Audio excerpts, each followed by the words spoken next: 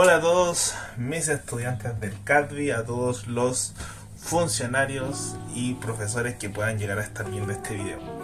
Les traigo este video de manera conmemorativa a lo que sería este mes de la creación, que nosotros como creyentes adventistas recordamos este maravilloso e increíble momento de nuestra historia. Como les mencionaba, esta es una reflexión personal que tiene que ver con lo que es el origen de la vida. Ya hay muchas maneras en cómo se ha explicado el origen de la vida, ya a través de la historia, por diferentes científicos o filósofos, pero en este caso les traigo uno de los postulados más recientes, entre comillas recientes, ya esto es posterior a la teoría de la evolución, ya, porque es un experimento que vamos a ver ahora explicado de mejor manera en un video. El propio Darwin mencionó esta idea en una carta a un amigo. Pero sí, y oh qué gran sí, escribió, pudiéramos imaginar que en algún pequeño estanque tibio, con todo tipo de sales amoniacales y fosfóricas, luz, calor, electricidad, etc., se haya formado químicamente un compuesto de proteínas listo para someterse a cambios aún más complejos. En 1924, el bioquímico ruso Alexander Oparin publicó un libro titulado El origen de la vida. En él expuso sus ideas sobre una progresión gradual de la química simple hacia células vivas. Oparin imaginó al océano antiguo como una sopa primordial, una rica colección de moléculas complejas producidas por reacciones químicas naturales. En esta sopa podrían ocurrir más reacciones que con el tiempo podrían producir células vivas. En aquella época, el pequeño estanque tibio de Darwin y la sopa primordial de Oparin eran realmente solo especulación. Estas ideas estaban fundadas en conocimiento de la química y la biología, pero no podían ser consideradas hipótesis científicas legítimas, pues nadie había encontrado aún una manera de probarlas o observarlas. La ciencia, después de todo, es el estudio de los hechos observables y una conversación constante sobre la interrelación entre estos hechos. Las reacciones químicas, como las propuestas por Darwin y Oparin, no se espera que dejen un registro fósil observable.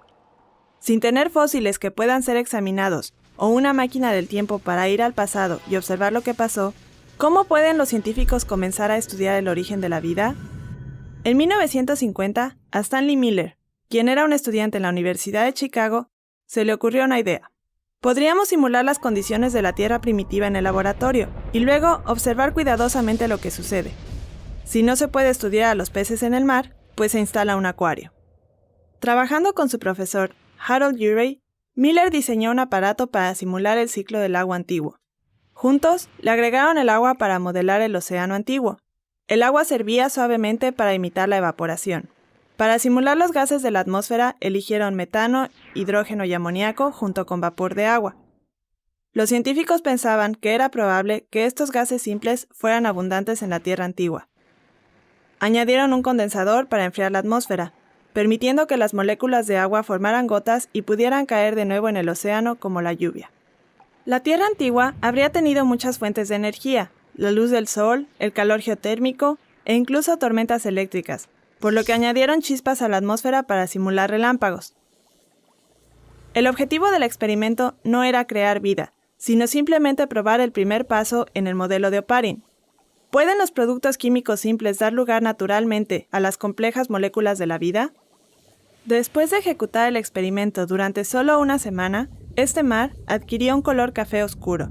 Un análisis cuidadoso reveló que a través de una serie de reacciones se produjeron muchas moléculas complejas, entre ellas los aminoácidos, unas moléculas especiales relacionadas con la vida que se había pensado solo podían ser creadas dentro de los cuerpos de los seres vivos. Este fue un avance fundamental en la ciencia, tan significativo que de hecho dio lugar a una nueva área de investigación que hoy se conoce como química prebiótica. Los científicos no saben con certeza si los gases utilizados por Miller realmente eran los gases más comunes en la Tierra antigua. Debido a estos descubrimientos, muchos experimentos se han hecho desde entonces, los cuales han mostrado que las moléculas de la vida se pueden formar en una amplia variedad de entornos, a partir de diferentes químicos y con diferentes fuentes de energía. Hasta se han encontrado azúcares, lípidos y aminoácidos en meteoritos, lo cual sugiere que las moléculas relacionadas con la vida se formaron a través de todo el antiguo sistema solar y podrían estar formándose ahora en otras regiones de nuestra galaxia. En conjunto, estos descubrimientos nos dicen que la sopa primordial de Oparin y el pequeño estanque tibio de Darwin podrían haber existido fácilmente, de una forma u otra, en nuestra Tierra antigua. Así que para resumir, ¿qué fue el experimento de Miller-Urey? El experimento de Miller-Urey fue nuestro primer intento de simular las condiciones antiguas de la Tierra, en este caso, el ciclo del agua en la Tierra antigua, con el fin de poner a prueba ideas sobre el origen de la vida. El experimento de Miller-Urey es importante por dos razones principales. En primer lugar, a pesar de que no fue una simulación perfecta de la Tierra primitiva, se demostró claramente por primera vez que las biomoléculas pueden formarse bajo las condiciones antiguas de la Tierra. En segundo lugar, el experimento cambió lo que antes era una mera especulación, la idea de que la vida pudo haber surgido de la química, y transformó una parte de esta especulación en un hecho científico legítimo y comprobable. Bueno, antes de continuar con el análisis del video, quería mencionarles que siempre tenemos que considerar un componente de fe, ya sea para explicar el origen de la vida desde el punto de vista creacionista y con algún postulado científico como el que acabamos de ver. Ahora,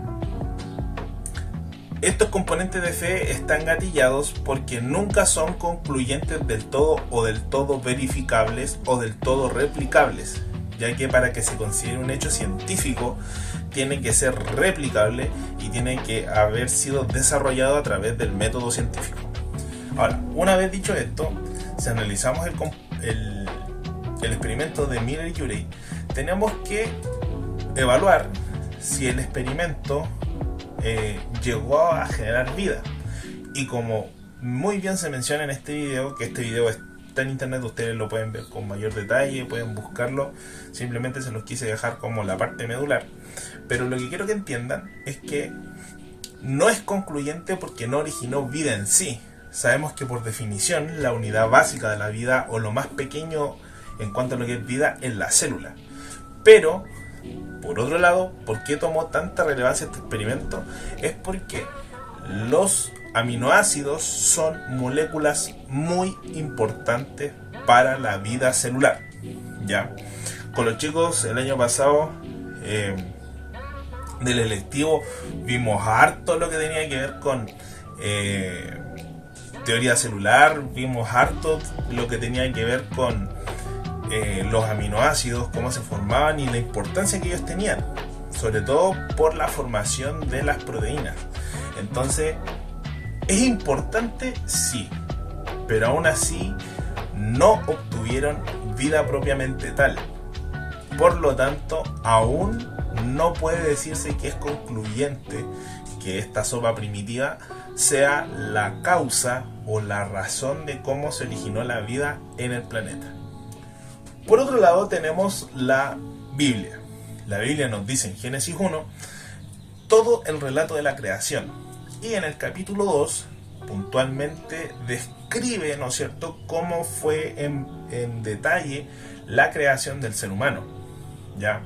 Ahora, analizando la creación muy a grandes rasgos, tenemos, ¿no es cierto?, 7 días de la creación, de los cuales en el tercer día es donde primeramente se crea la vida, que son las plantas.